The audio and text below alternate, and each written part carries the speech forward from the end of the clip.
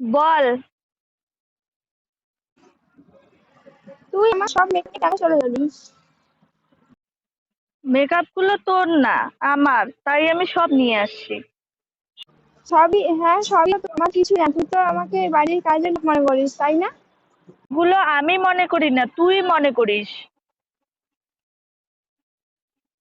আমি কিছু জানি না, তুই মেকআপ নিয়েছিস, তুই টাকা পাঠা, আমি মেকআপ কিনবো। আমি কেন টাকা দেবো?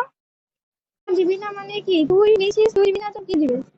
হ্যাঁ, আমি সবই আনি নাই, কিছু তো রেখে আসছি।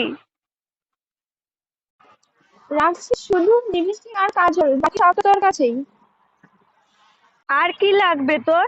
তুই তো ছোট, আহ, আমি তো বাইরে আছি, তাই আমার লাগবে। আমার ইনস্টাগ্রাম করতে বাইরে যেতে হয়, তাই আমারও মেকআপ লাগবে। আমি কিছু যাই না, তুই আমাকে টাকা পাঠা, আমি মেকআপ কিনবো। কি দরকার? মায়ের সেগুলো মায়ের কাছ থেকে চেয়ে নে, আমি কোথা থেকে টাকা দেব?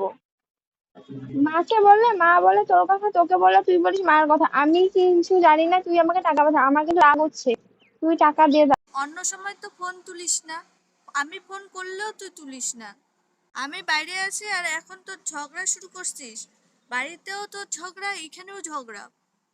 তুলছিস কেন? ঝগড়া করার জন্য? ফোন রাখ, আমি টাকা টাকা দিতে পারবো না। ভদ্র করে টাকাটা পাঠাবি, ফোন রাখ। আমি তোর সাথে পিরিতের কথা বলার জন্য ফোন করি নাই, ফোন রাখ।